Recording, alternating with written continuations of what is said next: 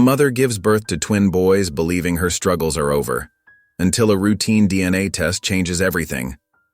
The results don't just shock the doctors, they trigger a 911 call. These twins have two different fathers, one a powerful politician desperate to hide the truth, the other a humble pastor who never knew he had a child. And the mother? She has no memory of how it happened. Now buried secrets are exploding, and a dangerous man will do anything to keep the past in the dark. How far will a mother go to protect her children from the men who now claim them?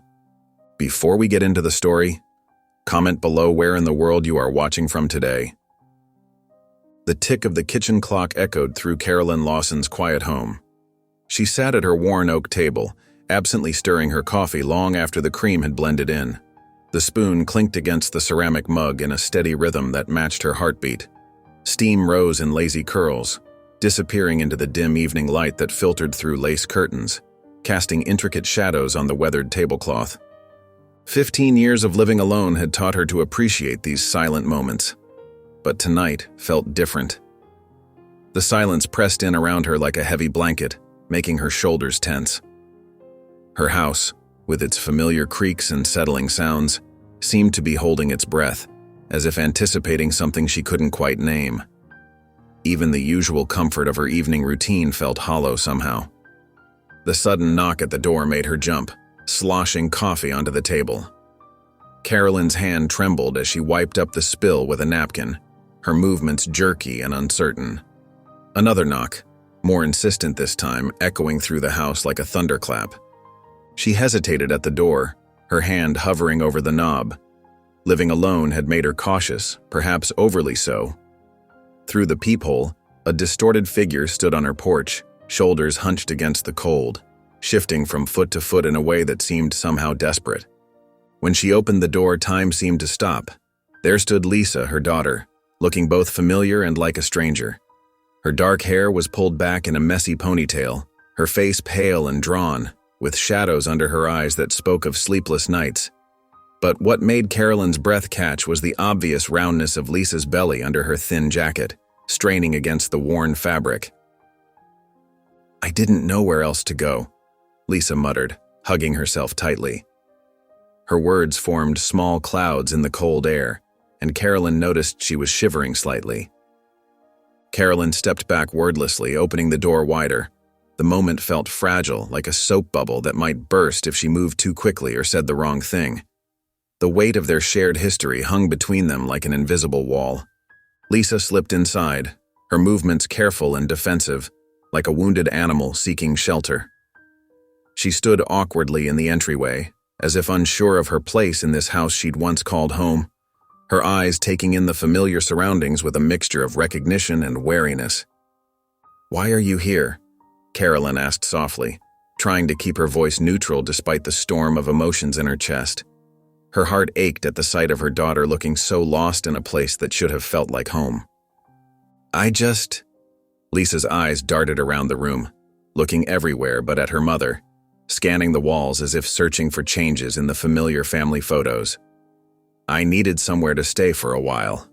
Carolyn noticed how Lisa's hand kept moving to her belly, protective and nervous, fingers splaying across the curve in an unconscious gesture of protection. The gesture sparked something maternal in her, pushing aside the years of hurt and confusion, replacing them with an instinctive need to care for her child. "Let me make you something to eat," she said, moving toward the kitchen. "You must be hungry." The words felt inadequate, but they were all she could manage. In the kitchen, Carolyn worked quickly, making a simple meal of scrambled eggs and toast, adding a few slices of tomato for color and nutrition. The familiar actions helped steady her shaking hands, giving her something concrete to focus on. Behind her, she heard Lisa sink into a chair at the table. Her old spot, Carolyn noticed with a pang that went straight to her heart. She set the plate in front of Lisa, who began eating small, careful bites, as if testing each mouthful. The silence between them felt like a physical presence, filled with 15 years of unspoken words and regrets that neither seemed ready to voice. "How far along are you?" Carolyn ventured, her voice barely above a whisper. Lisa's fork paused halfway to her mouth. 7 months, she answered flatly, her body tensing at the question like a spring wound too tight. Carolyn watched as her daughter ate, noting how Lisa's eyes kept darting to the windows, how she flinched at small sounds from outside, the rustle of branches against glass, the distant sound of a car door closing. There was fear there, carefully hidden but visible to a mother's eyes, a fear that made Carolyn's protective instincts flare to life. When Lisa finished eating, she pushed back from the table, the chair legs scraping against the linoleum. "I should get some rest," she said, her voice quiet but firm, brooking no further conversation, though exhaustion was evident in every line of her body. "The guest room is made up," Carolyn replied, fighting the urge to reach out and touch her daughter's arm, to bridge the physical gap between them. Same as always.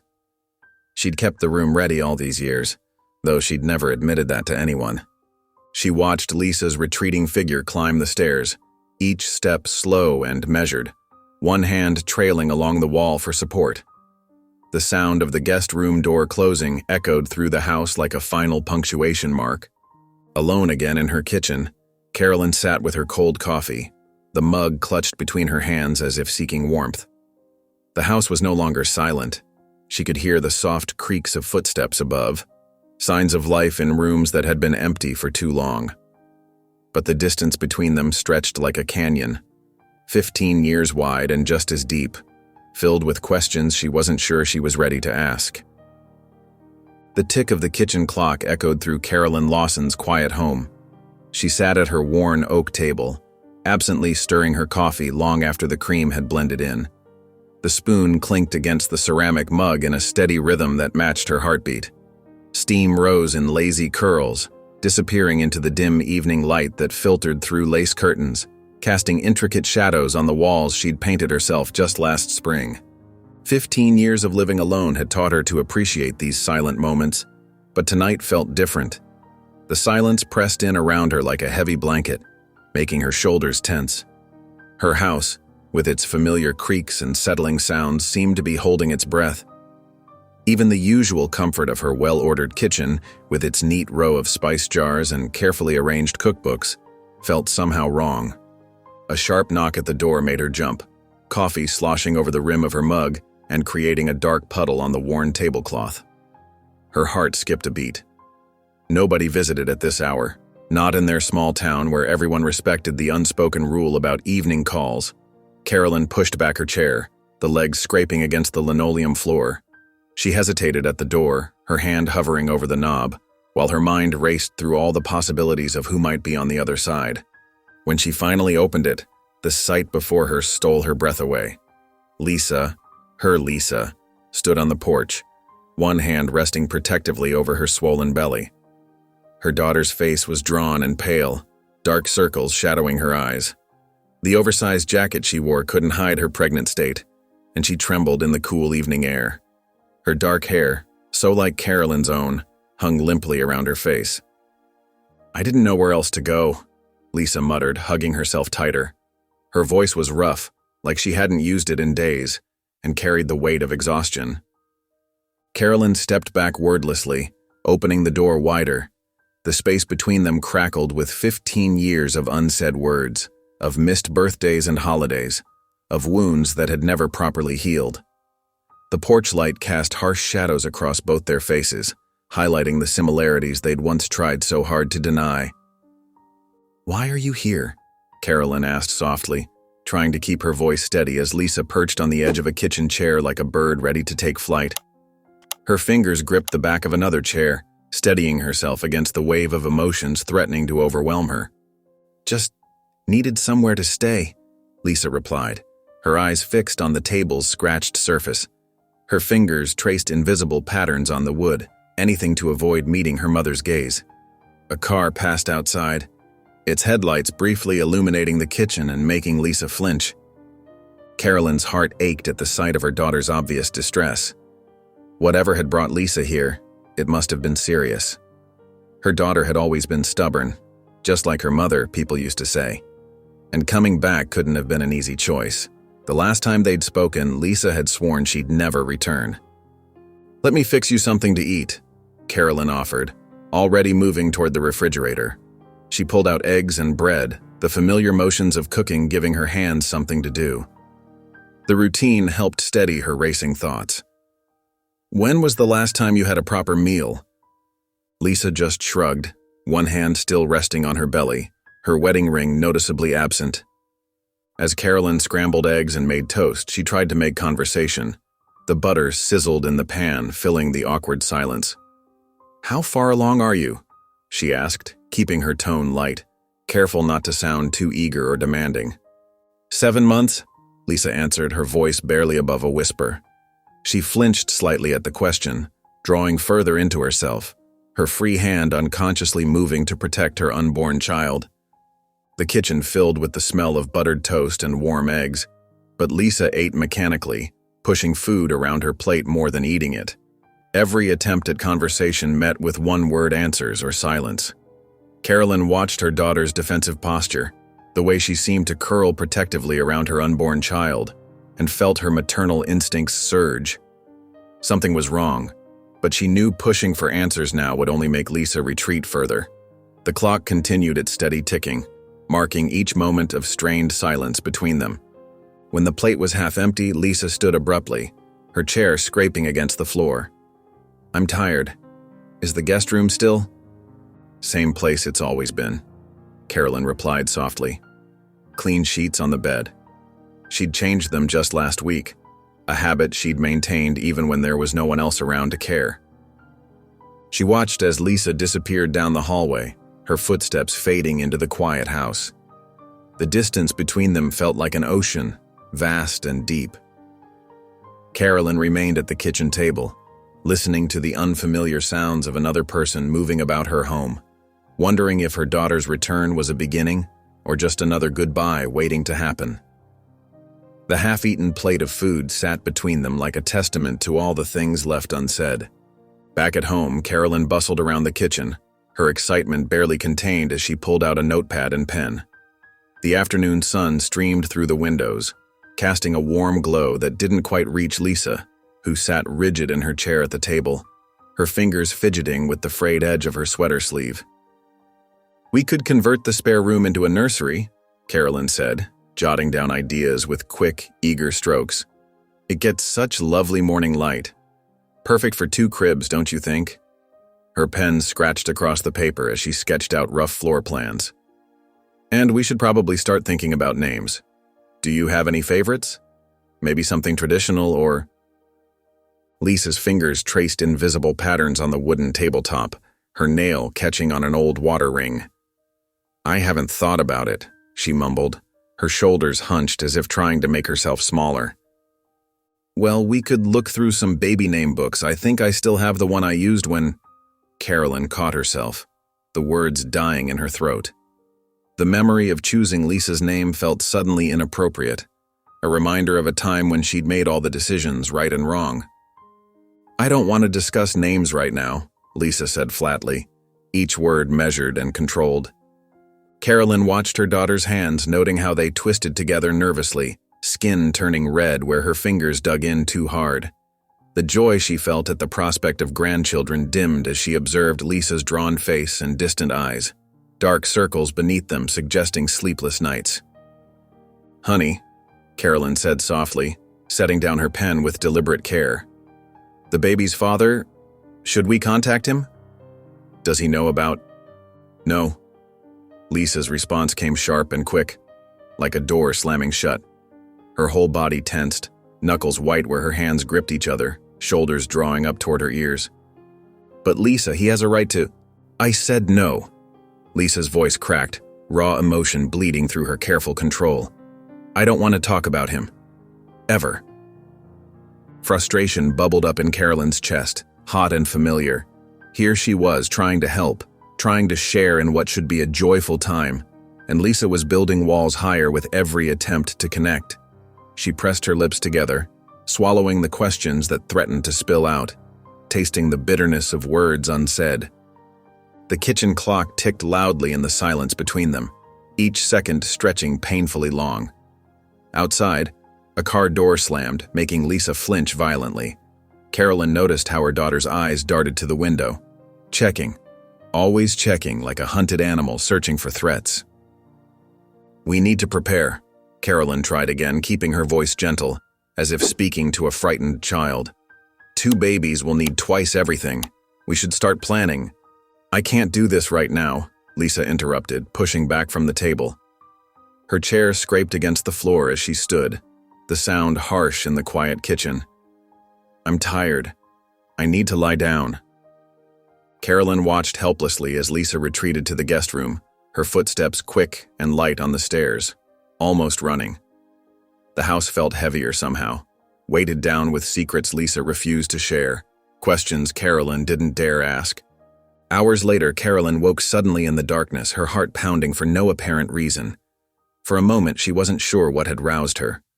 Then she heard it, a soft murmuring from down the hall, barely audible through the walls. She slipped out of bed, her bare feet silent on the carpet, drawn by maternal instinct toward the sound. Lisa's door was cracked open, a thin slice of streetlight spilling through. In the dim light from the street lamp outside, Carolyn could make out her daughter's silhouette, edges softened by shadow. Lisa sat cross-legged on the bed, both hands cradling her swollen belly, rocking slightly back and forth. She was whispering something, too quiet to make out the words, but the tone sent chills down Carolyn's spine. But it wasn't the tender scene of a mother connecting with her unborn children that Carolyn had hoped to witness. Lisa's face was twisted with an emotion that made Carolyn's heart clench painfully in her chest. Pure, raw fear etched every line of her daughter's features as she stared unseeing into the darkness, her whispers taking on an urgent, pleading quality that spoke of terrors Carolyn couldn't begin to understand. The calendar pages had turned with the changing seasons, and Lisa's pregnancy had progressed into its final stretch. Her belly was now prominently rounded, but her spirit seemed to shrink with each passing day. She moved through the house like a shadow, speaking only when necessary. Her meals barely touched, her eyes constantly distant and wary. Carolyn watched helplessly as her daughter grew more distant. The weekly doctor visits had become a silent ritual, Lisa staring out the car window, Carolyn gripping the steering wheel, questions dying on her lips. Even the doctor's reassurances about the baby's health couldn't break through the wall Lisa had built around herself. That night, a piercing scream shattered the quiet house. Carolyn bolted awake, her heart pounding against her ribs. Lisa's voice echoed through the hallway, raw with pain and tinged with panic. "Mom, the babies, they're coming!" Carolyn rushed to Lisa's room, finding her daughter doubled over, clutching her stomach. The sheets were damp with sweat, and Lisa's face was contorted in agony. Her nightgown clung to her trembling body, and her knuckles were white from gripping the bedpost. "It's okay, sweetheart, I'm here." Carolyn helped Lisa to her feet, grabbing the pre-packed hospital bag. The drive to the hospital was tense, punctuated by Lisa's labored breathing and occasional whimpers. Every red light felt like an eternity as Carolyn navigated the empty streets. In the delivery room, machines beeped urgently as nurses rushed around. "Blood pressure's too high," one called out. "We need to monitor this closely." The fluorescent lights cast harsh shadows across Lisa's pale face. Carolyn stood by Lisa's side, their hands clasped together. For the first time in months, Lisa didn't pull away. Instead, she squeezed her mother's hand with each contraction, her grip growing stronger as the pain intensified. "You can do this, Lisa," Carolyn whispered, brushing damp hair from her daughter's forehead. "I'm right here." She tried to pour years of unspoken love into those simple words. Hours passed in a blur of medical terms and encouragement. Finally, with 2 mighty pushes, the twins entered the world.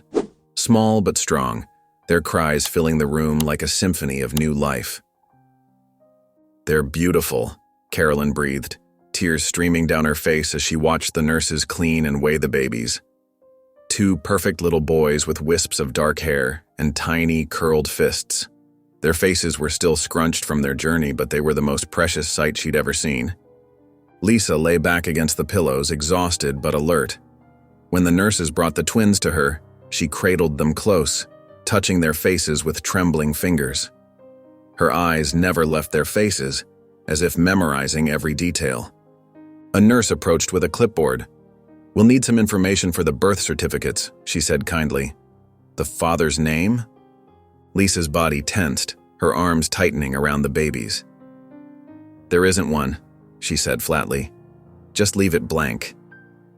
Her voice carried a warning that made even the experienced nurse step back.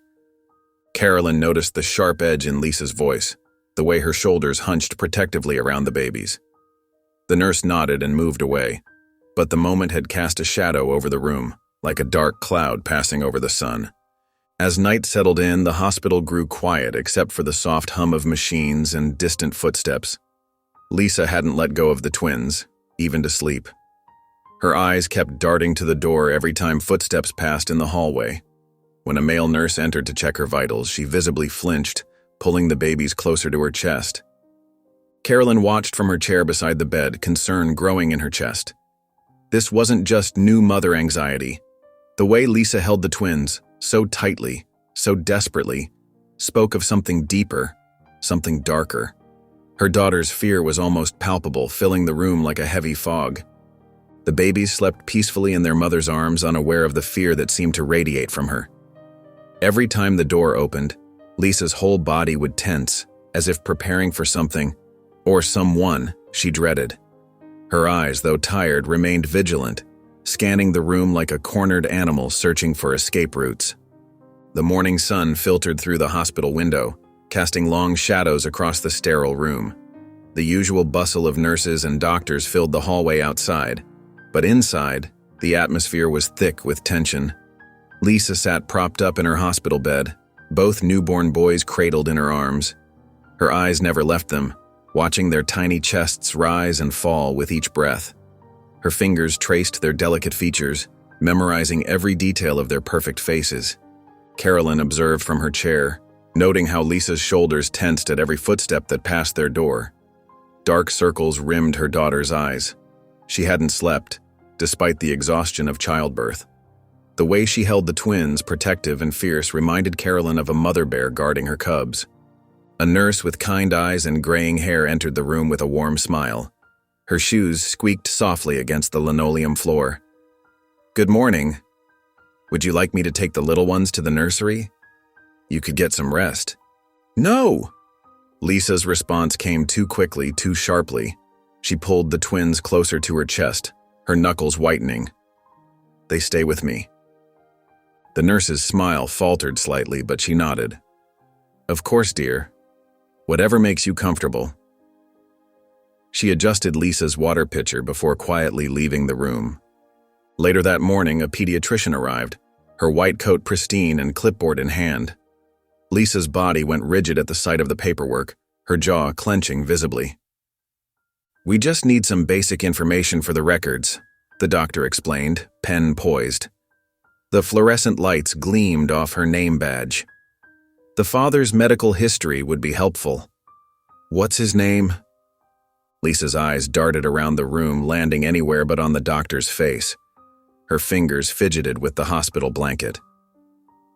John Smith," she stammered. Carolyn's stomach clenched. In 35 years of motherhood, she'd learned to recognize her daughter's lies. This one was obvious, desperate. The tremble in Lisa's voice gave her away. Throughout the morning, Lisa jumped at every sound.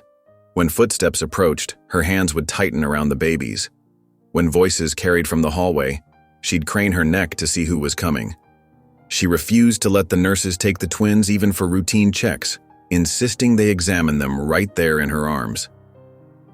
The twins slept peacefully, unaware of their mother's growing anxiety. One yawned, his tiny fist stretching up toward Lisa's chin. The other nuzzled closer to his brother, their matching dark curls touching. Their little faces were still red and wrinkled from birth, perfect in their innocence. A shadow fell across the doorway. Lisa's head snapped up and her entire body went still, like a deer caught in headlights. Carolyn followed her daughter's gaze to see a tall man in an expensive-looking suit standing at the nurse's station. He was speaking with one of the staff, his back turned to their room. His posture radiated authority and purpose. Lisa's hand shot out, grabbing Carolyn's wrist with surprising strength. Her fingers were ice cold, trembling. Sweat beaded on her forehead. "We need to leave. Now." Her voice was barely above a whisper, but the fear in it was unmistakable. Carolyn stared at her daughter's face, seeing real terror there for the first time since Lisa had shown up at her door all those months ago. The raw panic in her eyes sent chills down Carolyn's spine. Whatever was happening, whatever Lisa was running from, it was here. The kitchen was quiet except for the steady tap of Carolyn's slippers against the linoleum floor as she paced. Back and forth, her mind racing with questions she couldn't answer. Through the doorway, she could see Lisa in the living room, cradling one of the twins while the other slept in the bassinet. Every few minutes, Lisa's eyes would dart to the windows, checking the locks for the third time that hour, her fingers brushing against the cold metal as if to reassure herself they were still secure. "Lisa, honey," Carolyn started, her voice gentle but firm, fighting to keep the worry from her tone. "We need to talk about what happened at the hospital." Lisa's shoulders stiffened, her fingers curling protectively around the baby's blanket. "Nothing happened. I just wanted to come home." Carolyn settled into her favorite armchair, the worn fabric familiar beneath her hands as she faced her daughter. The evening light cast long shadows across the room, making Lisa's tired face look even more drawn, the dark circles under her eyes more pronounced. "You were scared of something, or someone. I saw it in your eyes, the way you rushed us out of there." "Mom, please." Lisa's voice cracked slightly, raw with emotion. "Just leave it alone." "I can't." Carolyn leaned forward, clasping her hands together until her knuckles whitened. "Look, I've been thinking. Maybe we should consider getting a DNA test for the boys, for legal security, you know, to make sure they get any financial support they might need in the future. It would give you some protection."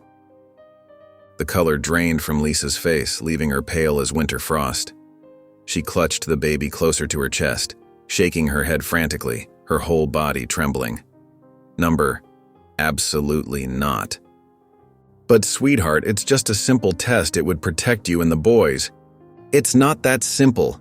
Lisa's voice rose, causing the baby in her arms to stir. She lowered her voice, rocking him gently, her lips brushing his forehead. "You don't understand what you're asking." Carolyn felt her frustration building like a pressure cooker about to blow. "Then help me understand. Why are you so afraid?"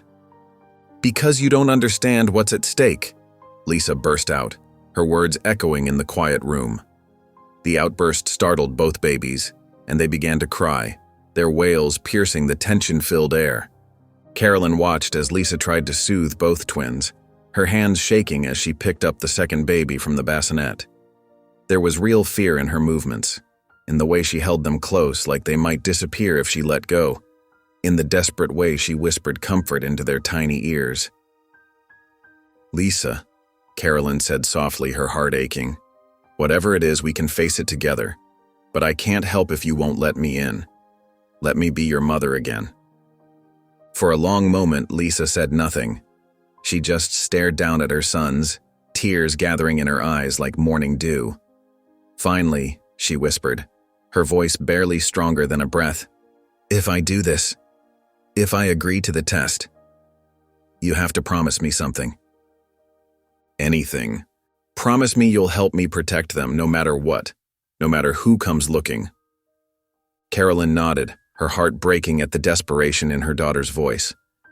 She retrieved the consent forms she'd picked up from the clinic earlier that day, watching as Lisa's trembling hand signed each page, her signature growing shakier with each document. Later that evening, when the nurse came to collect the samples, Lisa stood in the doorway, her arms wrapped tightly around herself like armor against an invisible threat. As the nurse's car disappeared down the street, its taillights fading into the gathering dusk, Lisa's whispered words were barely audible.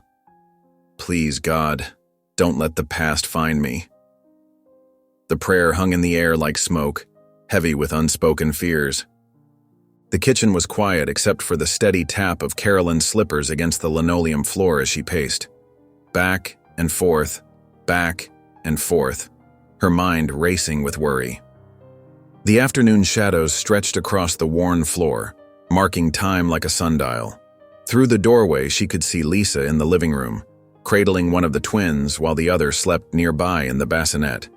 Every few minutes, Lisa's eyes would dart to the windows, checking the locks for the 10th time that hour, her fingers absently tracing the edge of the baby's blanket. "Lisa, honey," Carolyn started, her voice gentle as she entered the living room, careful to keep her movements slow and predictable. "We need to talk about what happened at the hospital." Lisa's shoulders stiffened. She pulled the baby closer to her chest, not meeting her mother's eyes. The infant's tiny fingers curled around the edge of her shirt. "There's nothing to talk about." Carolyn sat down in the armchair across from her daughter, the old springs creaking beneath her weight. "Someone scared you at the hospital. That man in the suit." "Stop." Lisa's voice was sharp, but her hands trembled as she stroked the baby's cheek.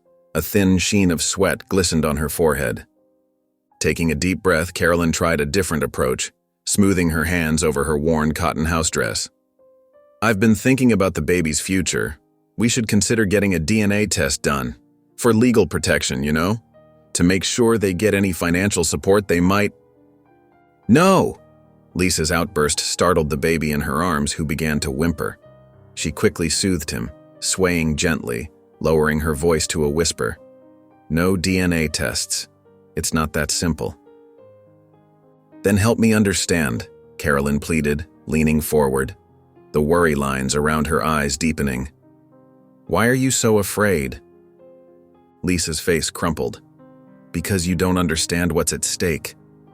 The words hung heavy in the air between them, thick with unspoken fears. Carolyn watched as her daughter's eyes filled with tears, noting how her hands shook as she placed the now sleeping baby next to his brother. The twins lay side by side, perfect mirror images of innocence. "Lisa, whatever it is, we can handle it together, but these boys deserve—" "Don't!" Lisa's voice cracked like thin ice. "Don't use them to convince me." Carolyn stood up, moving closer to her daughter, her slippers whispering against the carpet. "If there's danger, we need to know what we're dealing with. A DNA test could help protect them legally." Lisa paced the room, wringing her hands, her sock-clad feet wearing an invisible path in the carpet. "Or it could destroy everything." "How?" Carolyn pressed gently, her heart aching at the sight of her daughter's distress. After what seemed like an eternity, Lisa stopped pacing. Her shoulders slumped in defeat, like a puppet with cut strings. "Fine," she whispered, her voice barely audible above the soft whir of the ceiling fan. "But if anything happens?" She left the threat unspoken, the weight of it filling the room. The next day, when the nurse arrived with the paperwork, Lisa's hand trembled so badly she could barely hold the pen. The morning light streaming through the window caught the tears in her eyes as she signed the consent form, and they splashed onto the paper, smudging the ink like tiny watercolor stains.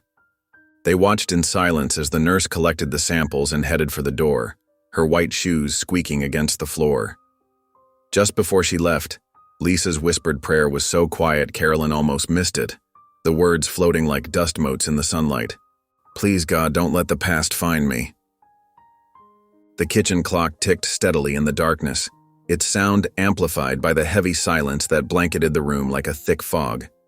Lisa sat hunched over at the worn wooden table, her hands wrapped around a mug of chamomile tea that had long since gone cold.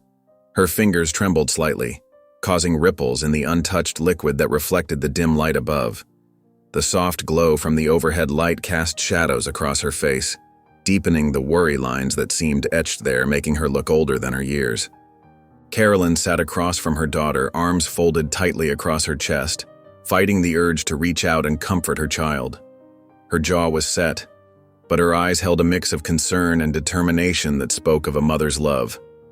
"Talk," she said firmly but gently, her voice carrying both strength and tenderness. "Whatever it is, we'll face it together."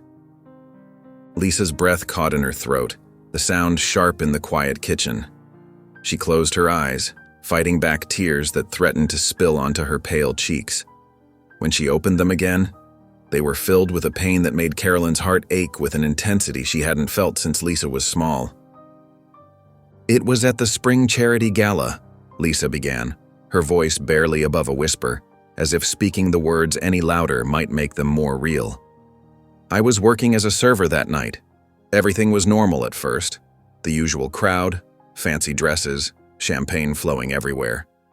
She paused, wrapping her arms around herself like a shield. Someone handed me a drink. I thought it was just water, but it tasted strange, bitter almost. Carolyn leaned forward, her hands gripping the edge of the table until her knuckles whitened. Lisa continued, each word seeming to cost her tremendous effort, like she was pulling them from somewhere deep and dark inside herself. The next thing I remember clearly was waking up in a hotel room. Everything was fuzzy, like trying to see through fog or looking through frosted glass. Lisa's voice cracked, splintering like thin ice. There were gaps, huge blank spaces in my memory. I didn't know how I got there, what happened. Nothing except… She stopped, her whole body shaking now like a leaf in a storm. "Except what, sweetheart?" Carolyn prompted softly, reaching across the table to touch Lisa's hand. The gesture, meant to comfort, had the opposite effect. Lisa pulled away as if burned by her mother's touch. "Two men," she whispered, the words falling like stones into the quiet kitchen, heavy with implications. I remember two men. Their voices, their shadows. She pressed her hands against her face, trying to hide from the memory. One of them. He's running for Senate now. His face is everywhere on TV, smiling that fake smile. The other… Lisa looked directly at her mother for the first time that night, her eyes haunted. The other one is Samuel Richards. Carolyn felt the blood drain from her face, leaving her lightheaded. Samuel Richards. The name hit her like a physical blow, knocking the breath from her lungs. 20 years ago, she'd testified against him in a fraud case, destroying his reputation and career. He'd sworn revenge, but she'd dismissed his threats as empty words from a desperate man. When I found out I was pregnant, Lisa continued, her voice stronger now but filled with bitterness that seemed to poison the very air. I ran. I knew if anyone found out about the twins, about their fathers… These men have power, Mom. Real power. And they'd do anything to keep this quiet, to protect their precious reputations. Carolyn sat back, horror and understanding washing over her in waves that threatened to drown her. This wasn't just about a pregnancy or paternity tests. This was about powerful men who would stop at nothing to protect their reputations, their careers, their lives. The doctor's call to authorities suddenly made terrible sense, like the final piece of a nightmare puzzle clicking into place. Lisa wiped her eyes with trembling hands, smearing tears across her cheeks. I thought if I just stayed quiet, kept hidden. But now with the DNA test… Carolyn reached across the table again, and this time Lisa didn't pull away when her mother gripped her hands. Their eyes met. Lisa's filled with tears that reflected the kitchen light, Carolyn's with fierce determination that burned like fire. "This isn't just about you anymore," Carolyn said firmly, squeezing her daughter's hands with protective strength. "We're in a fight you don't even see coming, but I promise you won't face it alone." The morning sun cast long shadows through the kitchen window as Carolyn descended the stairs, her steps faltering when she spotted Lisa frantically stuffing baby clothes into a small duffel bag. The twins lay sleeping in their portable bassinet, unaware of their mother's distress. Their tiny chests rose and fell in perfect synchronization, peaceful despite the mounting tension in the room. Lisa's hands shook as she folded tiny onesies, her movements jerky and uncoordinated. Sweat beaded on her forehead despite the cool morning air that drifted through the partially open window. A pacifier clattered to the floor as she knocked it off the counter in her haste. Carolyn crossed the room in 3 quick strides and grabbed her daughter's wrist, stopping her mid-motion. "Lisa, running won't solve this." The words came out gentler than she'd intended, tinged with years of regret for her own past mistakes. Lisa's eyes, red-rimmed and desperate, met her mother's. Dark circles beneath them testified to sleepless nights spent planning this escape. "You don't understand," she choked out, voice cracking. "He will destroy me."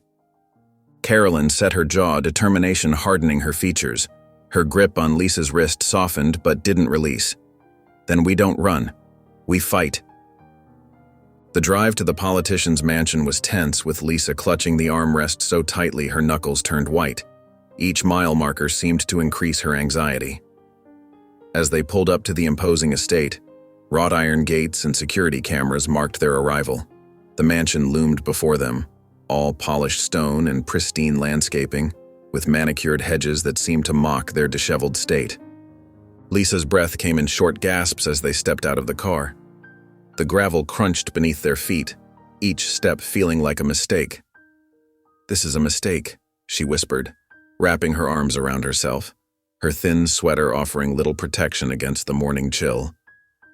Before they could approach the ornate front door, with its gleaming brass knocker and beveled glass panels, two security guards in dark suits materialized from behind the hedges, their faces impassive.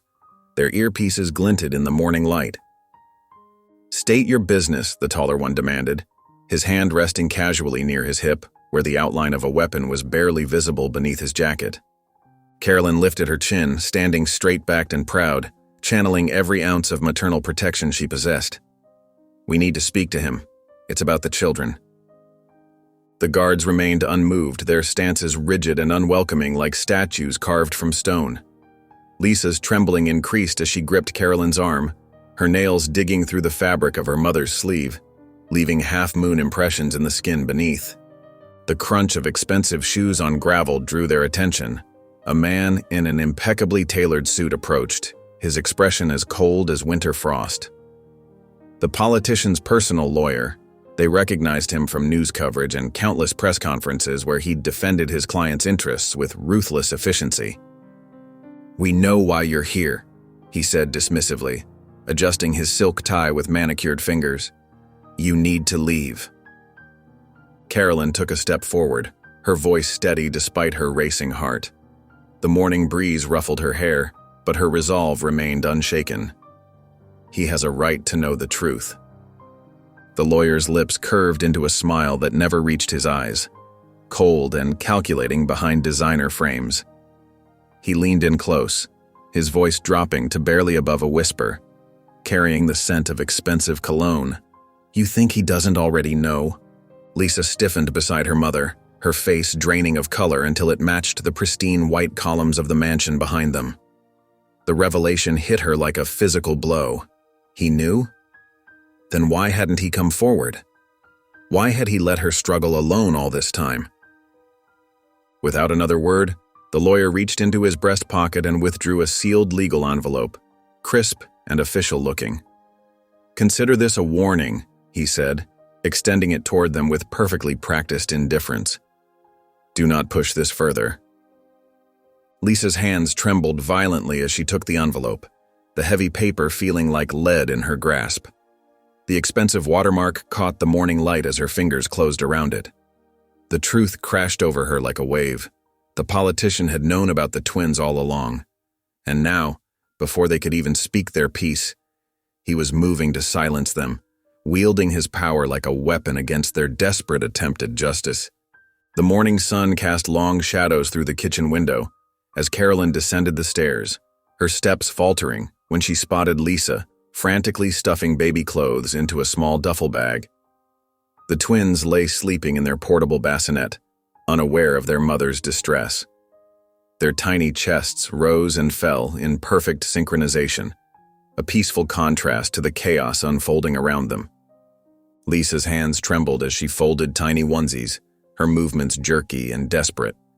Sweat beaded on her forehead despite the cool morning air, and dark circles under her eyes betrayed her sleepless night. Carolyn rushed forward, grabbing Lisa's wrist mid-motion, feeling the rapid pulse beneath her fingers. "Lisa, running won't solve this," Carolyn said firmly, her heart aching at the fear in her daughter's eyes. She recognized that haunted look, the same one she'd seen the night Lisa had first run away as a teenager. Lisa's voice cracked as she tried to pull away, her whole body trembling. "You don't understand. He will destroy me." Tears welled up in her eyes, threatening to spill over. A baby sock fell from her grip, landing softly on the hardwood floor. Carolyn set her jaw. Determination etched across her face. The morning light caught the silver in her hair as she squared her shoulders. "Then we don't run. We fight." 20 minutes later, they drove through the wealthy part of town, the twins secured in their car seats. Manicured lawns and ornate fountains lined the street like silent spectators. The politician's mansion loomed ahead, a sprawling estate protected by high walls and security cameras. Iron gates stretched across the driveway, and uniformed guards patrolled the perimeter, their walkies occasionally crackling with static. Lisa's breathing grew shallow as they parked, the sound of gravel crunching beneath their tires. "This is a mistake," she whispered, her knuckles white as she gripped the door handle. A bead of sweat rolled down her temple. They hadn't even reached the front door when two security guards approached, their faces stern and unwelcoming. Their polished badges gleamed in the morning sun. "State your business," one demanded, his hand resting on his hip, fingers brushing against his holstered weapon. Carolyn straightened her spine, meeting their gaze with the strength she'd earned through years of facing down challenges. "We need to speak to him. It's about the children." The guards remained unmoved, their expressions cold as marble. Lisa's fingers dug into Carolyn's arm, panic rising in her chest like a tide. The scent of expensive landscaping hung heavy in the air around them. A new figure emerged from the mansion, a man in an expensive tailored suit, his shoes clicking against the marble steps with measured precision. The lawyer's presence seemed to drop the temperature several degrees, his calculated smile never reaching his steel-gray eyes. "We know why you're here," he said dismissively, his voice as crisp as his pressed collar. Each word carried the weight of unspoken threats. "You need to leave." Carolyn stepped forward, her voice steady despite her racing heart. Years of protective instinct surged through her veins. "He has a right to know the truth." The lawyer's lips curved into a knowing smirk as he leaned in close, his voice dropping to a dangerous whisper. The scent of expensive cologne couldn't mask the venom in his words. "You think he doesn't already know?" Lisa stiffened beside Carolyn, her face draining of color. The implication hung heavy in the air. He knew about the twins, but had chosen to stay silent. A bird called somewhere in the distance, the sound jarring against the tense silence. With practiced efficiency, the lawyer produced a sealed legal envelope from his briefcase. The paper was thick and expensive, bearing an embossed law firm logo. "Consider this a warning," he said, extending it toward them. "Do not push this further." Lisa's hands shook as she accepted the envelope, the weight of understanding crushing down on her shoulders. Each breath seemed to catch in her throat as reality sank in. The politician had known all along about the twins, and this envelope was his way of ensuring their silence. Behind them, one of the guards shifted his stance, the gravel crunching beneath his boots, a subtle reminder that their time here was up. The morning light had barely crept through the windows when Lisa noticed the white envelope on the floor near the front door. Her hands trembled as she picked it up, the paper feeling oddly heavy in her grip. The twins were sleeping peacefully in their cribs upstairs, unaware of the storm brewing around them. Lisa's face went pale as she read the short message. The paper slipped from her fingers, floating to the floor like a fallen leaf. Carolyn picked it up, her jaw tightening as she read the threatening words. "He's threatening you," Carolyn said, her voice hard with anger. Lisa wrapped her arms around herself, shaking her head slowly. "No. He's warning me." Her voice was barely above a whisper, fear etched in every word. Before they could process the threat, another envelope arrived, this one official-looking, with a court seal. The custody papers hit them like a physical blow. Lisa's legs gave out, and she collapsed onto the couch, her whole body trembling. Carolyn snatched up the legal documents, her eyes scanning the pages with growing horror. "We need a lawyer. Now." Lisa sat frozen, her eyes distant and unfocused. Seeing her daughter retreating into herself, Carolyn took charge. She pulled out her phone and dialed a number she'd hoped never to use again. Daniel Grayson arrived within the hour, his expensive suit a stark contrast to their modest living room. He sat in the armchair, methodically reviewing the papers, his frown deepening with each page. "This isn't just a custody case," he said finally, looking up at them. "He's coming for everything." Lisa's face, already pale, turned almost ghostly white. "Both of them," she whispered.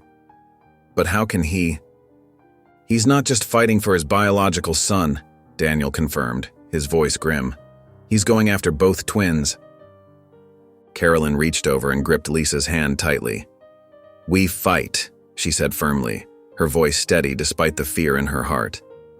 Daniel gathered the papers together, his expression serious as he looked at Lisa. "If we do this, we go all the way. No turning back." Lisa took a deep, shaky breath. Her eyes darted upstairs where her baby slept, then back to Daniel. She straightened her shoulders, and for the first time since the threat arrived, her voice was steady. "Then we fight." The weight of her decision hung in the air, heavy with both determination and dread. The morning sun continued to stream through the windows, casting long shadows across the room, as mother and daughter prepared themselves for the battle ahead. The courthouse loomed before them, its stone steps crowded with reporters and cameras. Lisa clutched her purse tightly, her knuckles white. Carolyn walked beside her, shoulders back, creating a protective barrier between her daughter and the flashing lights. Inside the courtroom, the air felt thick with tension. The politician, James Barrett, sat with his legal team, 5 sharp-suited lawyers armed with stacks of documents. His face held a slight smirk as he watched Lisa take her seat across the room. "All rise," the bailiff called out as Judge Margaret Chen entered. The proceedings began with opening statements. Daniel stood, his voice clear and controlled. "Your Honor, this case is about more than custody. It's about power and manipulation. Ms. Lawson was never informed of Mr. Barrett's knowledge of these children. Now he seeks to use his influence and resources to separate twin brothers, an act that would cause irreparable harm to these innocent children." Barrett's lead attorney, Richard Wells, stood next. "Your Honor, this case is about providing the best possible future for these children. Ms. Lawson has no stable employment, no financial resources, and a history that raises serious concerns about her fitness as a mother." Lisa flinched at the words. Under the table, Carolyn squeezed her hand. "Stay strong," she whispered. The judge's gavel cracked through the air. "I want to be clear," Judge Chen announced, her stern gaze sweeping the courtroom. "This will be a battle. I expect both sides to present their full cases, and I will not be swayed by political influence or media pressure." Outside, the media circus grew. News vans lined the street in front of Lisa's house. Reporters called out questions whenever she stepped outside. "Ms. Lawson, is it true about the twins having different fathers? Did you know who the fathers were, and why was there a cover-up?" The pressure began taking its toll. That evening, Lisa's hands shook as she prepared the twins' bottles. One slipped from her grip, shattering on the kitchen floor. She stared at the broken glass, tears welling in her eyes. Carolyn was there in an instant, guiding Lisa to a chair. "I'll clean this up," she said firmly. "You rest." Later that night, Lisa stood in the nursery watching her sons sleep peacefully in their cribs. Their tiny chests rose and fell with each breath, completely unaware of the storm raging around them. She reached down to touch each of their soft cheeks. "I won't let them take you," she whispered, her voice barely audible. From the doorway, Carolyn watched silently, her heart heavy with the weight of what was to come. The early morning light barely filtered through the curtains when the first shouts of reporters pierced the quiet. Carolyn jolted awake, her heart racing. From down the hall, she heard Lisa's door open. "Mom?" Lisa's voice trembled. "They're back." Carolyn hurried to the living room where Lisa stood frozen, staring at the TV. James Barrett's perfectly composed face filled the screen as he sat across from a sympathetic morning show host. "Of course I was shocked when I found out," Barrett said, his voice carrying just the right note of concern.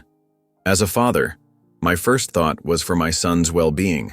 Ms. Lawson's history of instability and poor choices deeply concerns me."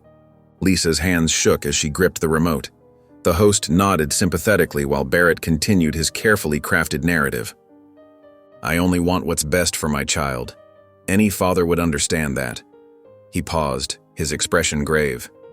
"When I learned about her background, I knew I had to step in. These children deserve stability, security, and proper guidance." Carolyn's jaw clenched as she watched the host eat up every word. "Turn it off," she said quietly. But Lisa seemed transfixed by the character assassination playing out on screen. "Sources close to Ms. Lawson suggest a troubled past," a reporter's voice cut in, "including multiple addresses, unstable employment, and questionable relationships. The doorbell rang, making them both jump. Daniel stood on the porch, his tie loosened and dark circles under his eyes. He pushed past the shouting reporters and slipped inside. "This isn't just about custody anymore," he said, dropping his briefcase on the kitchen table. "They're going for the jugular. They're painting you as unstable, Lisa. Unfit. They're trying to win in the court of public opinion before we even get back to the real courtroom." Lisa sank into a chair, her face ashen. "They're going to dig up everything, every mistake, every bad decision." "Let them try," Carolyn said, her voice hard with determination. She turned to Daniel. "If Barrett wants to play dirty, we need to hit back.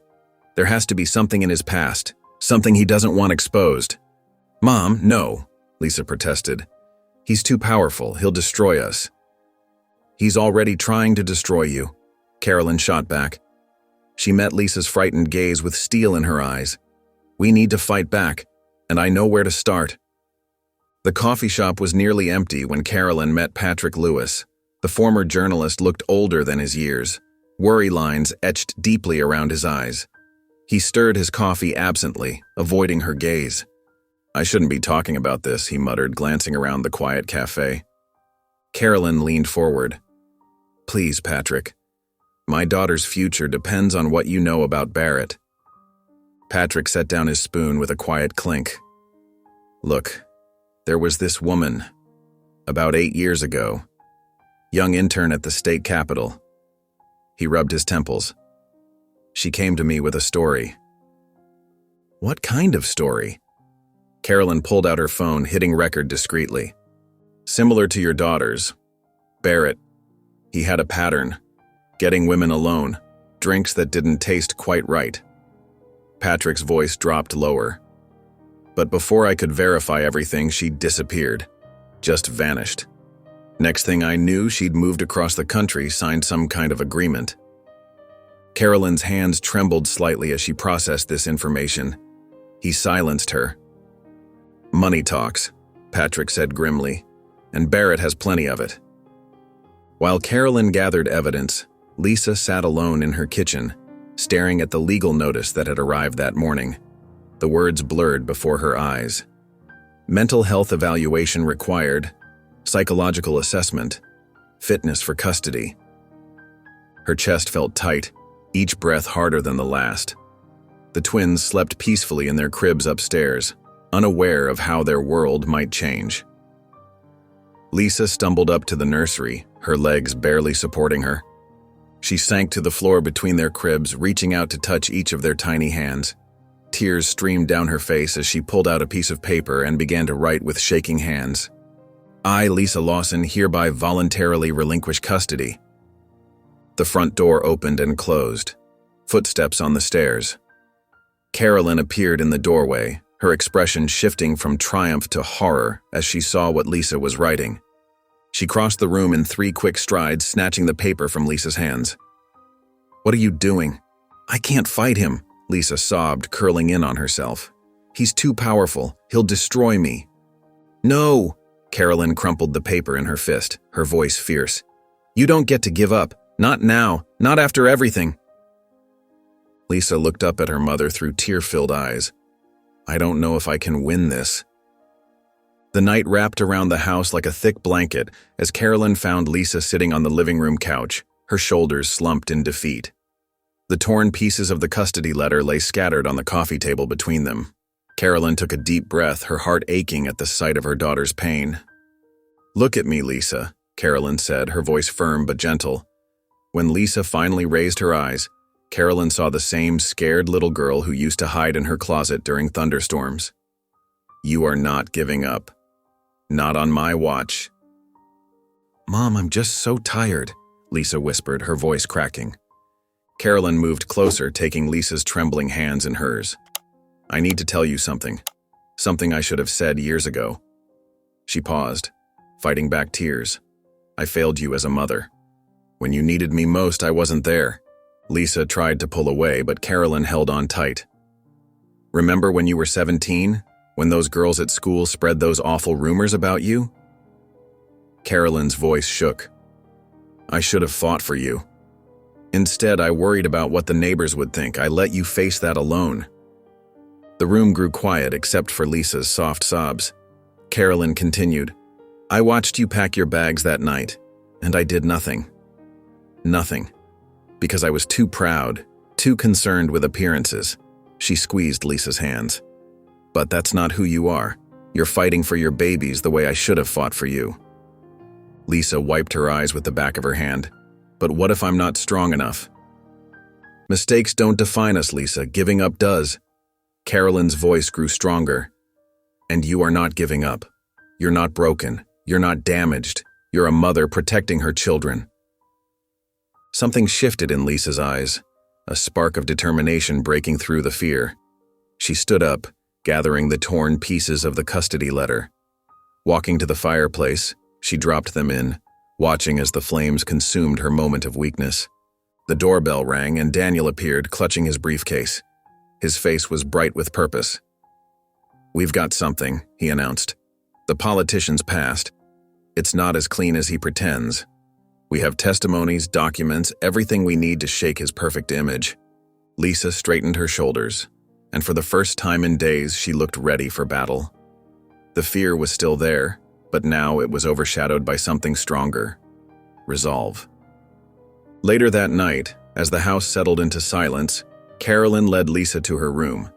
Just like she used to do when Lisa was small, she pulled back the covers and tucked her daughter in. Lisa's eyes were heavy with exhaustion but clear of defeat. As Carolyn walked to the door, she paused, looking back at her sleeping daughter. "We're going to win this," she whispered to herself, closing the door quietly behind her.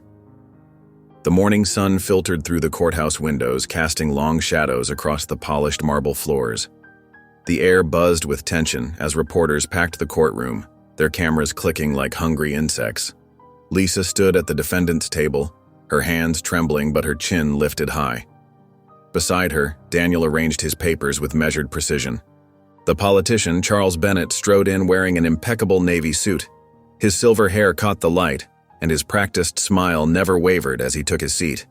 His team of lawyers surrounded him like a protective wall. "All rise," the bailiff called out, and Judge Martinez entered the courtroom. The politician's lead attorney, Margaret Wheeler, began her assault. "Your Honor, we have evidence that Ms. Lawson has a history of instability." She produced documents detailing Lisa's teenage rebellions, her financial struggles, and her periods of unemployment. "Ms. Lawson has no steady income," Wheeler continued, her voice dripping with rehearsed concern. "No savings, no means to provide these children with the life they deserve." Lisa's fingers dug into her palms, but she kept her face calm, just as Daniel had coached her. When it was their turn, Daniel rose slowly. "Your Honor, we have evidence that Mr. Bennett was aware of Ms. Lawson's pregnancy 3 years ago. He produced dated emails, correspondence that showed Bennett's office had received notification but chosen to ignore it." The politician's smile flickered. "Furthermore," Daniel continued, pulling out another file, "we have testimony from Sarah Miller, a woman who was paid to stay silent about Mr. Bennett's misconduct in 2015. A murmur rippled through the courtroom. Judge Martinez leaned forward, studying the documents with increased interest. "Ms. Lawson has never asked for money," Daniel emphasized. "She's never sought publicity or compensation. Her only concern has been protecting her children from a man who abandoned them before they were born."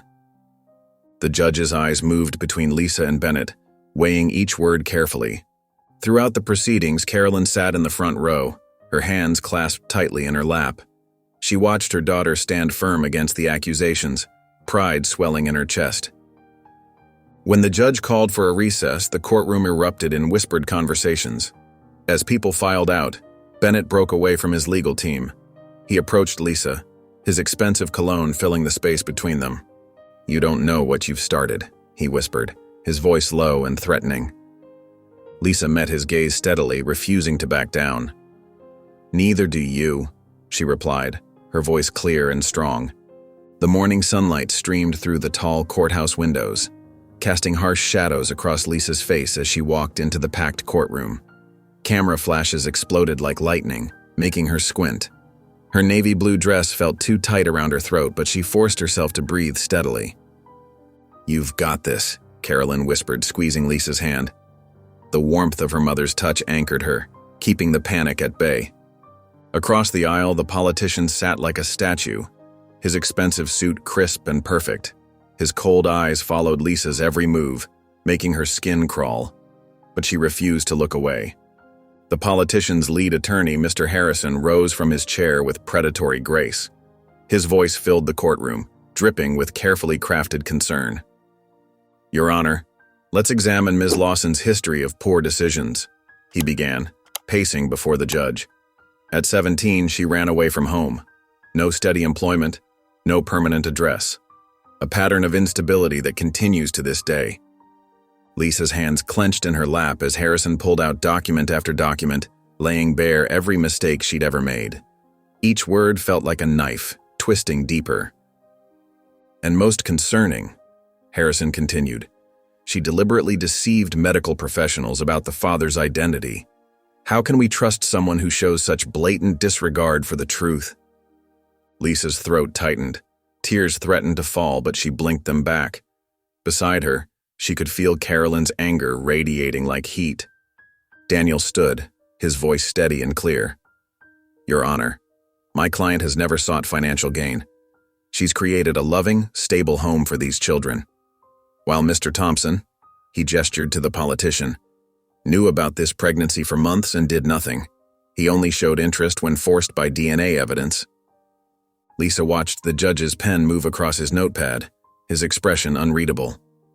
The opposing lawyer's words about her mental fitness cut deep, making her chest ache. But something inside her had changed. She wasn't that scared teenager anymore. Taking a deep breath, Lisa spoke softly but clearly. "I've made mistakes, but my children aren't one of them." The courtroom fell silent. Even Harrison paused mid-stride, his rehearsed speech forgotten for a moment. The judge looked up from his notes, studying Lisa's face. "We'll take a 15-minute recess," the judge announced, his gavel echoing through the quiet room. As people began to move, Lisa remained seated, her spine straight and shoulders back. Carolyn watched her daughter with pride, seeing not the broken girl who had shown up at her door, but a mother ready to fight for her children. Carolyn stood tall as she approached the witness stand, her silver hair neatly pinned back, wearing a simple but elegant gray suit. Her footsteps echoed in the hushed courtroom.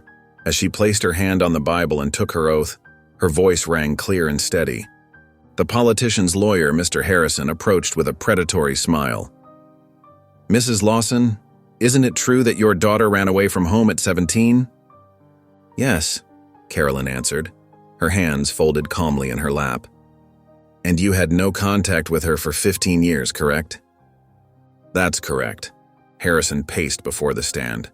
"So how can you possibly speak to Lisa's fitness as a mother when you weren't even present in her life?" Carolyn's blue eyes hardened. "Because I know what it means to fail as a mother, Mr. Harrison. I know what it looks like when someone puts appearances above love. I did that once. Lisa never has." The lawyer's smile faltered slightly. "But you admit you're biased in this situation?" "I'm biased toward the truth," Carolyn replied firmly. "I've watched my daughter fight for those babies since the day she showed up at my door. I've seen her put their needs before her own every single day." Harrison shuffled his papers. "And yet you had no problem believing the worst about her when she was younger?"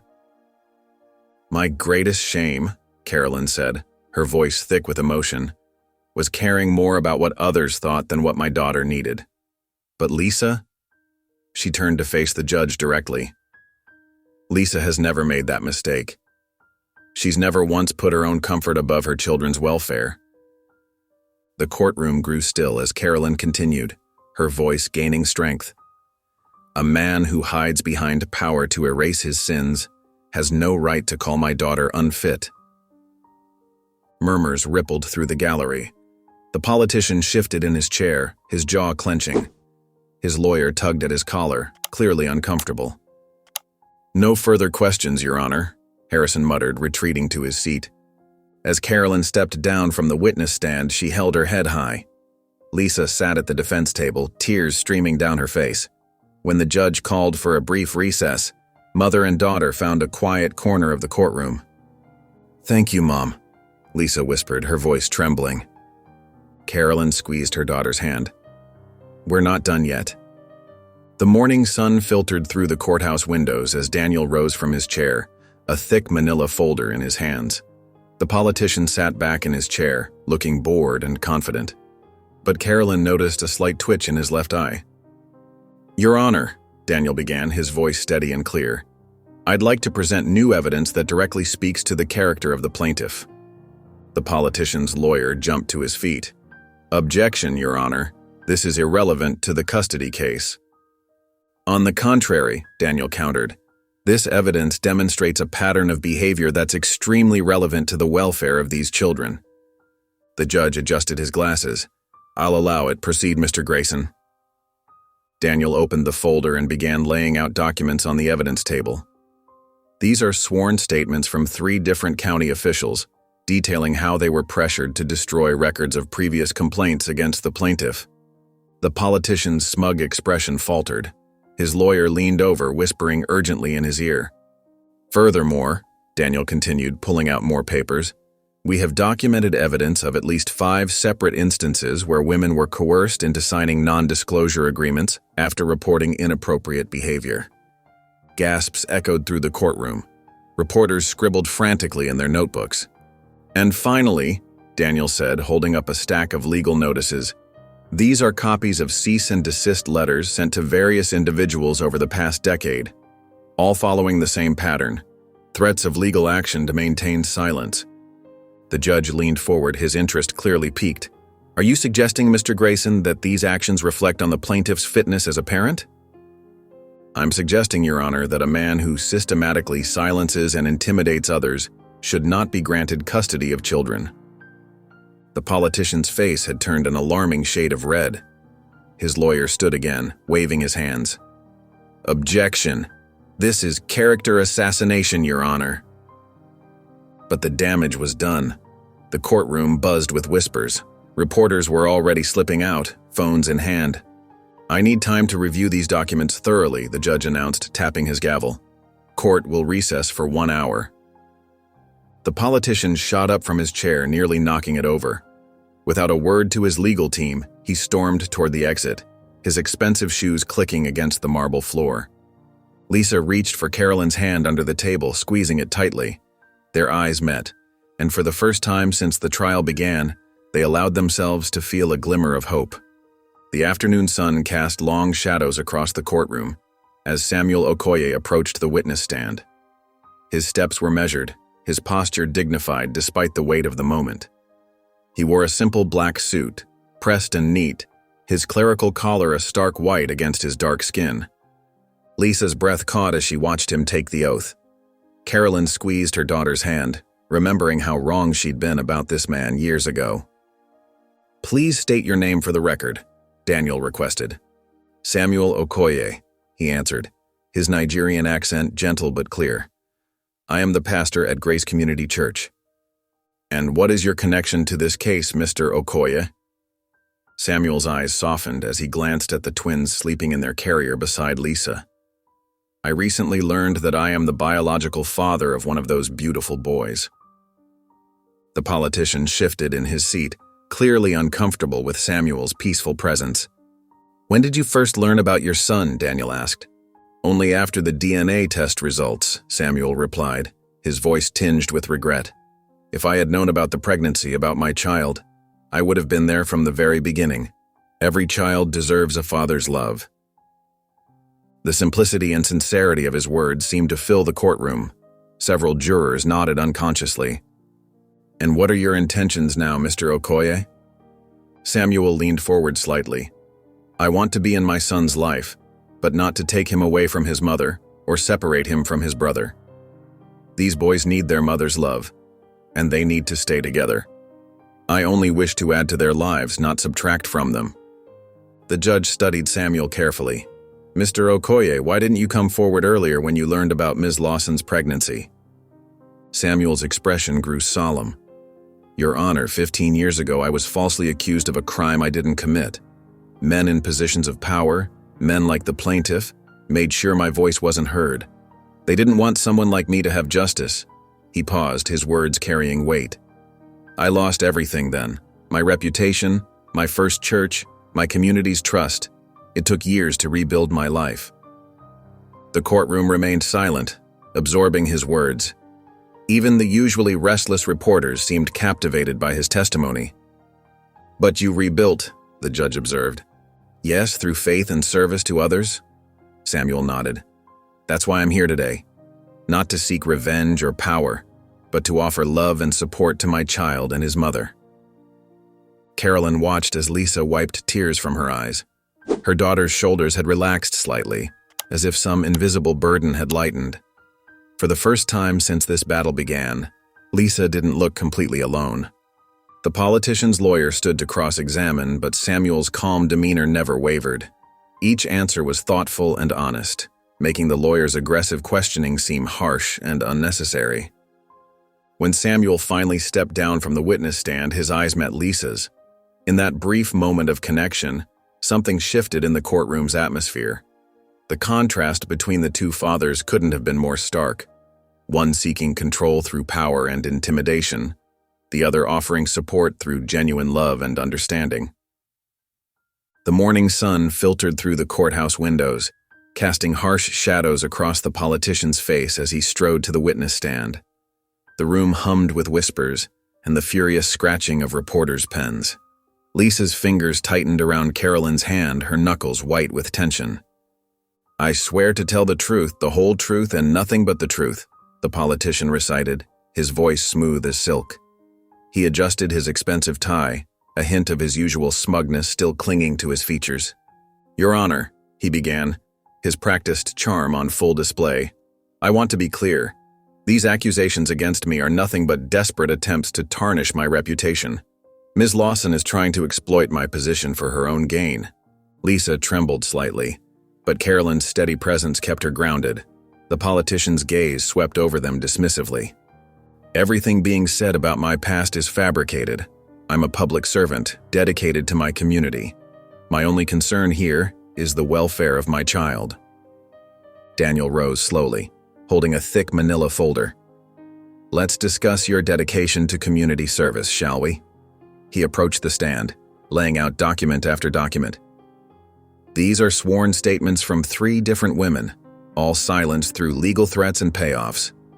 Would you care to explain? The politician's facade cracked slightly. A bead of sweat rolled down his temple.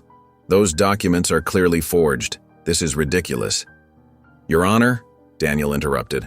I have here notarized bank statements showing transfers to these women's accounts, followed by signed non-disclosure agreements. He placed them on the judge's bench, all bearing your signature. The courtroom erupted in murmurs. The politician's lawyer jumped to his feet, but the judge waved him down. And finally, Daniel continued, pulling out one last document, a sworn testimony from Jennifer Martinez, dated just last week. He turned to face the politician, whose composure was visibly crumbling. Would you like me to read it aloud?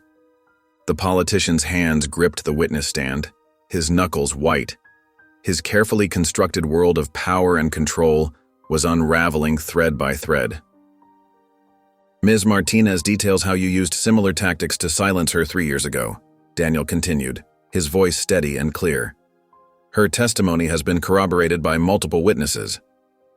The press gallery exploded with activity, cameras flashing, reporters frantically typing on their phones. The politician's lawyer looked pale, desperately shuffling through his papers. Lisa watched as the man who had terrorized her for months finally lost his composure. His mask of confidence shattered, revealing the desperate man beneath.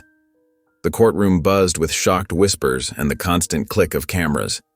The afternoon sun cast long shadows through the courthouse windows, as both legal teams prepared for their closing arguments. Lisa sat straight-backed in her chair, a quiet determination radiating from her that made Carolyn's heart swell with pride. Gone was the frightened young woman who had shown up at her doorstep months ago. The politician's lawyer rose first, straightening his tie with manicured fingers. Your Honor, he began, his voice carrying across the hushed courtroom. Let's look at the facts. Ms. Lawson has demonstrated a pattern of unreliability. She concealed the truth about her pregnancy, She provided false information about the father of her children. These are not the actions of someone we can trust with the welfare of 2 innocent children. He paced before the judge's bench, his expensive shoes clicking against the floor. While my client may have made mistakes, he has the resources and stability to provide these children with the life they deserve. Can we say the same for Ms. Lawson? Daniel, Lisa's lawyer, stood next, his shoulders squared. His voice carried a quiet passion that commanded attention. Your Honor, we've heard a lot about mistakes today, but let's talk about choices. When Lisa discovered she was pregnant, she chose to carry those babies to term. She chose to protect them. She chose to be their mother every single day, despite the challenges. He gestured toward the politician. Meanwhile, this man chose to hide. He chose to ignore his responsibilities until a DNA test forced his hand. Now he wants to claim parental rights? A father isn't made in a laboratory. A father is someone who chooses to love, protect, and nurture their child. The courtroom remained silent, hanging on every word. Lisa kept her eyes forward, her hands clasped tightly in her lap. Carolyn could see her daughter's quiet strength, the way she held herself with dignity despite everything that had been thrown at her. Your Honor, Daniel continued, Lisa Lawson may not have wealth or power, but she has something far more valuable. She has the courage to fight for her children, the wisdom to know what they need, and the love to put their welfare above everything else. That's what makes a parent. The judge listened intently, occasionally nodding as he made notes. In the press gallery, reporters scribbled frantically, already crafting headlines about the politician's spectacular fall from grace. Lisa closed her eyes, her lips moving in silent prayer. Carolyn reached over and squeezed her daughter's hand, feeling the slight tremor in her fingers. I will review all evidence and testimony, the judge announced, his voice firm. Court will reconvene tomorrow at 2 p.m. for my decision. As they gathered their things to leave, the afternoon light painted the courthouse steps in warm golden hues. Lisa paused at the top of the steps, looking up at the clear blue sky. No matter what happens, she said softly, I won't regret fighting. Carolyn held her daughter's hand as they descended the steps together, both exhausted but hopeful, knowing they had done everything they could to fight for what was right. The soft glow of the nursery night light cast gentle shadows across the room as Lisa sat in the old rocking chair, watching her twin boys sleep peacefully in their cribs. Her fingers gripped the worn wooden armrests, her knuckles white with tension. The quiet of the house seemed to amplify the storm of thoughts racing through her mind. The twins' tiny chests rose and fell in perfect synchronization. One of them made a small snuffling sound, and Lisa's heart clenched with a fierce love that almost hurt. Their dark curls and peaceful expressions showed no hint of the battle raging around them. Carolyn appeared in the doorway, drawn by some maternal instinct that hadn't faded even after all these years. She watched her daughter for a moment, noting the slight tremor in Lisa's shoulders. What if I'm not enough? Lisa's whisper barely disturbed the quiet, her voice thick with doubt. What if they're right about me? Carolyn moved into the room, her sock-covered feet silent on the carpet. She knelt beside the rocking chair, placing a gentle hand on Lisa's knee. Her voice was soft, but carried the weight of conviction. I failed you once, Lisa. I won't let them take away your chance to do better. Carolyn's grip tightened slightly. You've fought harder for these boys than anyone ever has. That makes you more than enough. The words seemed to break something loose in Lisa. Tears spilled down her cheeks, but they weren't the desperate, frightened tears of before. These were different, cleansing, almost peaceful. She let out a shaky breath as Carolyn wrapped her arms around her, pulling her close. In her mother's embrace, Lisa felt something she hadn't experienced in years: complete safety. Carolyn's hug carried the weight of all their shared regrets, but also the promise of something new, something stronger. Lisa pulled back after a moment, wiping her eyes with the back of her hand. She stood, moving to the cribs with quiet determination. Leaning down, she placed a gentle kiss on each tiny forehead, breathing in that sweet baby smell. Carolyn watched from the doorway as Lisa straightened up, her shoulders set with newfound resolve. There would be no more running, no more surrendering. Whatever tomorrow brought, they would face it together. The courtroom buzzed with nervous energy as people packed the wooden benches. Reporters clutched their notepads, their pens hovering expectantly. The politician sat rigid in his expensive suit, while his team of lawyers whispered among themselves. On the other side, Lisa's hands trembled as she smoothed her simple dress. When the bailiff called out, "All rise," Lisa's legs felt weak. Carolyn's warm hand found hers, squeezing gently. The judge entered with measured steps, his expression carefully neutral as he took his seat. "Be seated," he commanded, his voice filling the hushed courtroom. He adjusted his glasses, looking down at the papers before him. The silence stretched like a rubber band about to snap. "This case," the judge began, "has revealed complexities that go far beyond a simple custody dispute." His stern gaze swept across the courtroom. "I've carefully considered all evidence presented, including Ms. Lawson's documented history and current circumstances." Lisa's grip on Carolyn's hand tightened. Her heart pounded so hard she worried everyone could hear it. "While Ms. Lawson's past shows periods of instability," the judge continued, "she has demonstrated remarkable growth and an unwavering commitment to her children's well-being." He paused, turning his attention to the politicians' table. In contrast, this court has seen disturbing evidence of attempts to manipulate the legal system through power and influence. The politician's jaw clenched visibly. His lawyer shifted uncomfortably in his chair.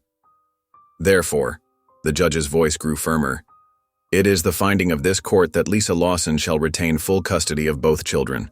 The plaintiff's claim is denied." Lisa gasped, her hands flying to her mouth as tears sprang to her eyes. Carolyn wrapped her arms around her daughter, their bodies shaking with relief. The courtroom erupted into chaos as reporters jumped to their feet, shouting questions and snapping photos. Through her tears, Lisa saw the politician's face turn to stone. He stood abruptly, straightening his tie before striding out of the courtroom, his legal team scrambling to follow. Daniel, their lawyer, beamed as he gathered their papers. "Congratulations," he said warmly. "You did it." Lisa could barely speak through her tears as she hurried to the nursery where a court aide had been watching the twins.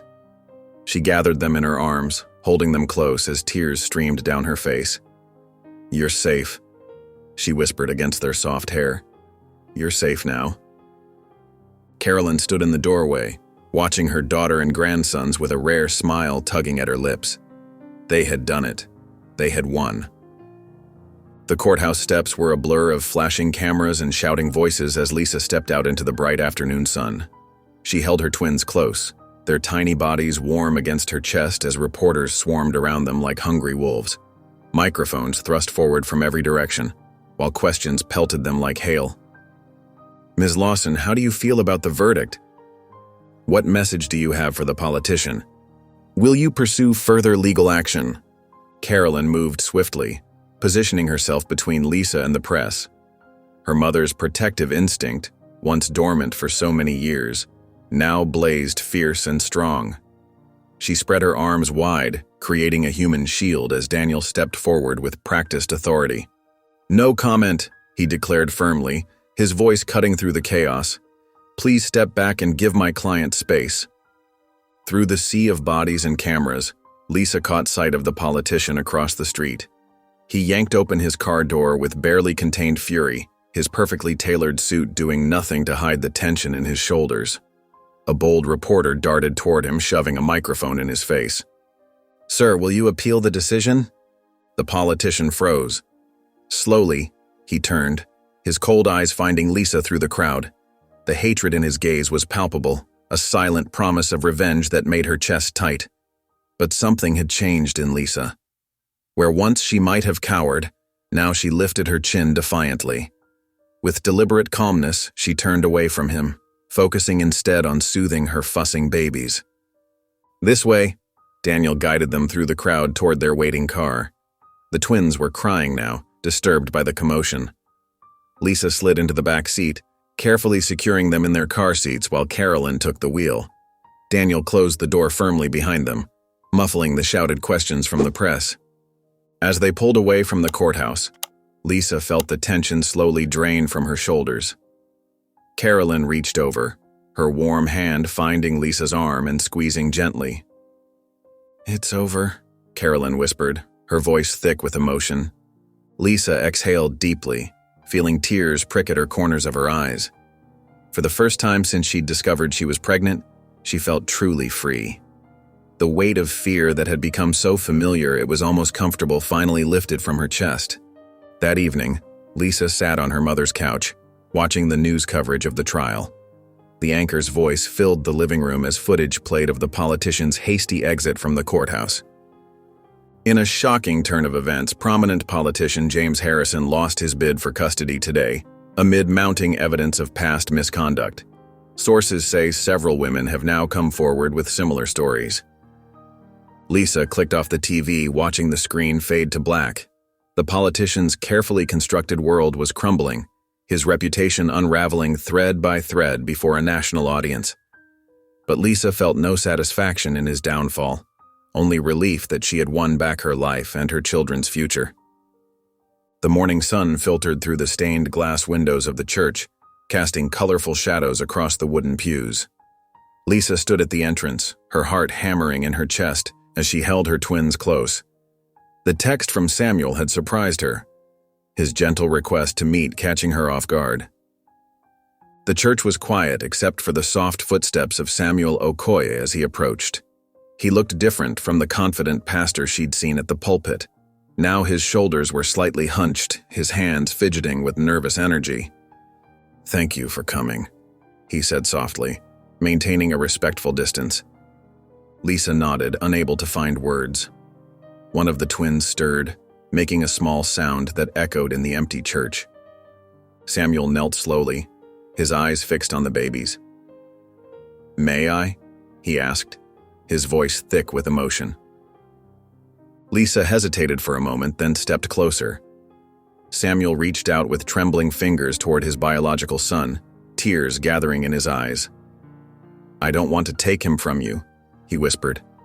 "I just want to be in his life." The sincerity in his voice made Lisa's chest tighten. This wasn't the cold calculation she'd seen in the politician's eyes.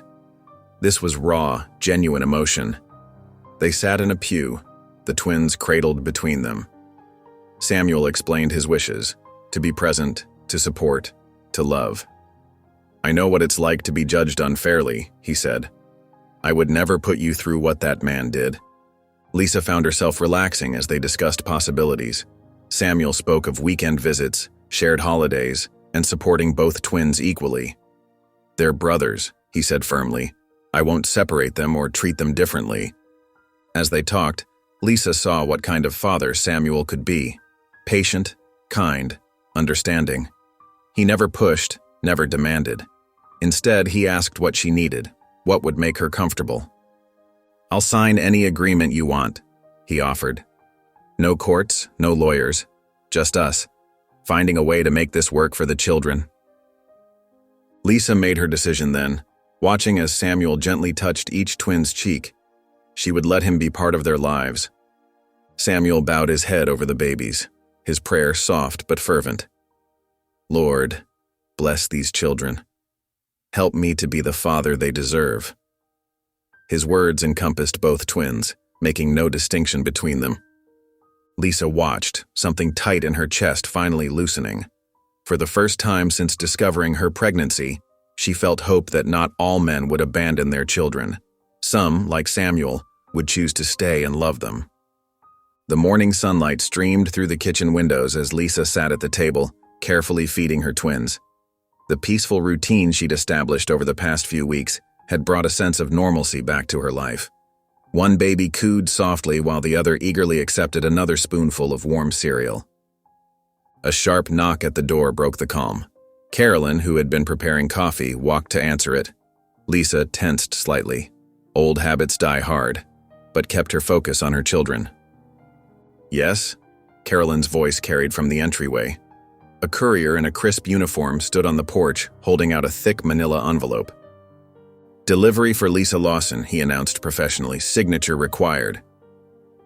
Carolyn signed for the package and brought it to the kitchen. The weight of it felt ominous in her hands. Lisa looked up, her spoon pausing midair as she recognized the law firm's logo embossed on the front. With trembling fingers, Lisa tore open the envelope. Several legal documents spilled onto the table, along with a letter on expensive stationery. Her eyes scanned the contents, and her face went pale. "It's from him," she whispered. "The politician." The letter wasn't what she expected. There was no apology, no acknowledgement of the pain he'd caused. Instead, it was a carefully worded settlement offer, a substantial sum of money labeled as child support, accompanied by a legal agreement that would ensure he never contacted her or the twins again. Carolyn leaned over Lisa's shoulder, reading through the documents with narrowed eyes. "This isn't child support," she said firmly. "This is hush money. He's trying to buy your silence." Lisa stared at the number on the check. It was enough money to secure her children's future, college funds, a new house, everything they might need. Her hands shook as she considered the implications. But then she remembered the courtroom, his cold eyes, the way he'd tried to destroy her. He hadn't fought for his son. He'd fought for control. Even now, with this settlement, he was trying to maintain that control through money. Carolyn watched silently as Lisa stood up, document in hand. Without a word, Lisa walked to the counter and picked up the scissors. Slowly, deliberately, she began to shred the papers into thin strips. The sound of tearing paper filled the kitchen as she destroyed every page of the settlement offer, including the check. When she finished, Lisa dropped the torn pieces into the trash bin. Her voice was steady as she spoke. "I don't want his money. I just want to be free of him." Carolyn's face broke into a proud smile. "You already are."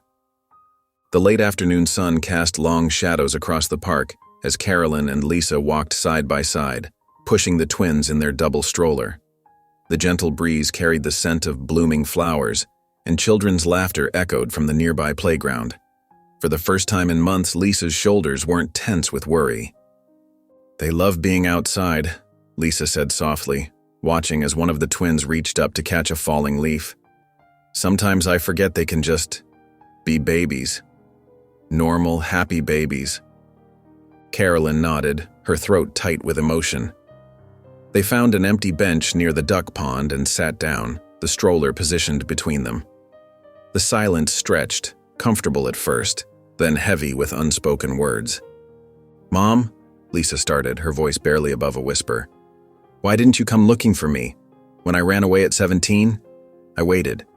Every day I thought maybe you'd try to find me." Carolyn's hands trembled in her lap. She watched a duck glide across the water, buying time to steady her voice. "I was afraid," she admitted. "Afraid I'd pushed you so far away that you'd reject me again. Afraid I'd make things worse. I told myself you needed space, that you'd come back when you were ready." She wiped a tear from her cheek. "I was wrong. I should have searched every street, every city. I should have shown you that you mattered more than what people thought of us." Lisa's breath hitched. "I was so angry for so long, but sitting here now, watching my own children." She trailed off, looking at the twins. "I understand better. How fear can make us do the wrong things, even when we love someone." "I love you, Lisa," Carolyn said, her voice cracking. "I've always loved you, and I'm sorry I didn't show it when it mattered most." She reached across the stroller, offering her hand. "I was so worried about keeping up appearances, about what the neighbors would think, that I forgot the only thing that truly mattered was being your mother." Lisa took her mother's hand, tears falling silently down her cheeks. They sat there watching the twins coo and babble, their tiny hands reaching for passing butterflies. The setting sun painted the sky in shades of pink and gold, casting a warm glow over the park. "We can't change the past," Lisa said quietly, "but we're here now, and my boys have their grandmother." As the day's light began to fade, Lisa leaned her head against Carolyn's shoulder, just like she used to do as a little girl. The familiar gesture spoke volumes, of forgiveness, of healing, of coming home. For the first time in years, the distance between them had finally closed. The morning sunlight filtered through the Venetian blinds in Dr. Rachel Monroe's office, casting striped shadows across the pale blue walls. Lisa sat perched on the edge of a comfortable leather armchair, her hands tightly clasped in her lap. The room smelled faintly of lavender, meant to be calming, but Lisa's heart still raced. Dr. Monroe sat across from her, a woman in her 40s with kind eyes and silver-streaked dark hair. She held a notepad but hadn't written anything yet.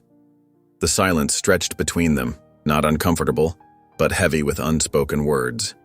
"I don't even know where to start," Lisa whispered, her voice catching slightly. "Start wherever feels right," Dr. Monroe replied softly. "There's no wrong way to tell your story." Lisa took a deep breath, then another. The words came slowly at first, then faster, like a dam breaking. She talked about the charity gala, the drink that tasted strange, the gaps in her memory. Her voice trembled as she described waking up alone, confused, afraid. The shame that had followed her for months afterward, the fear that had become her constant companion. "I kept thinking," Lisa's voice cracked, "if I had been more careful, if I hadn't gone alone." Dr. Monroe leaned forward, her eyes gentle but firm. "You are not what happened to you.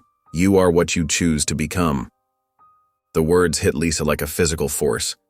Tears spilled down her cheeks as years of pent-up guilt began to release.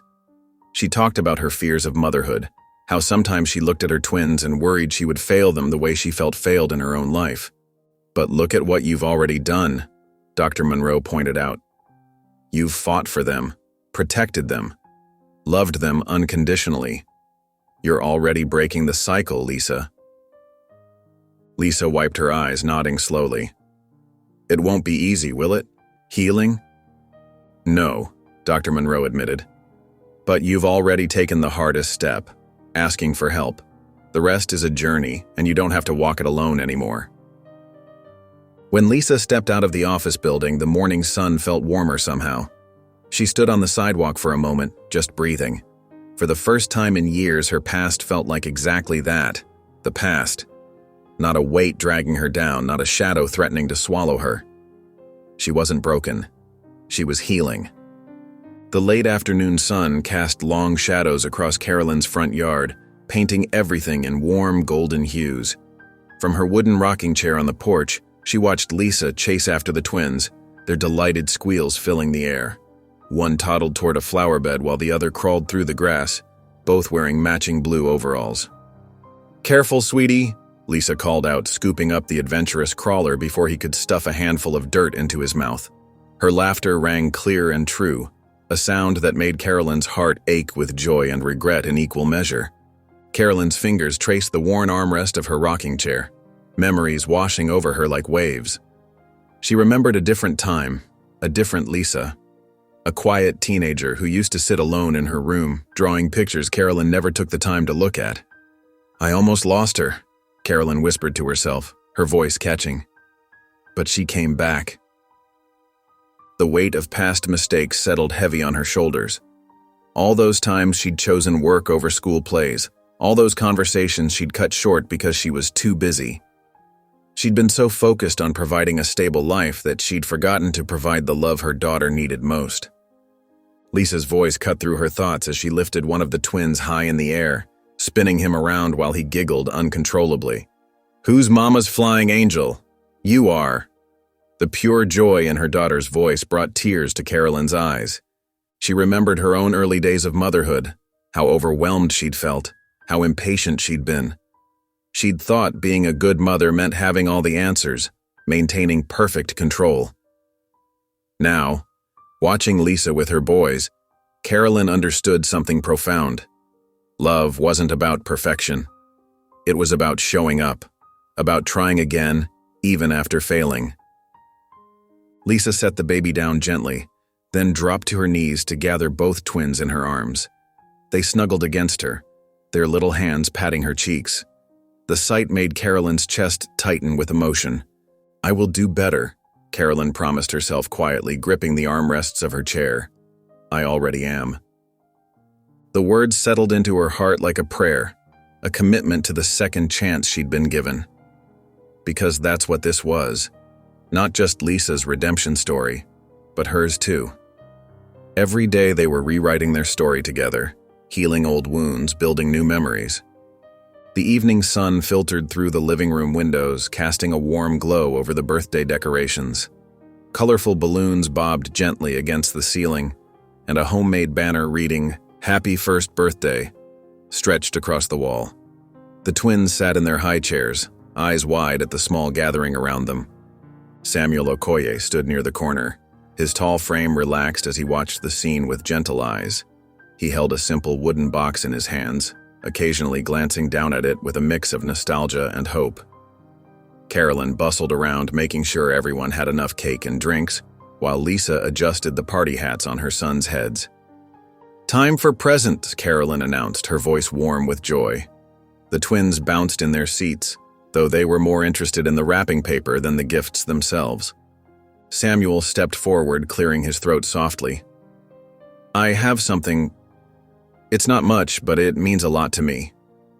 He opened the wooden box and carefully removed two small, intricately carved wooden crosses, each on a delicate chain. "My father made these when I was a child in Nigeria.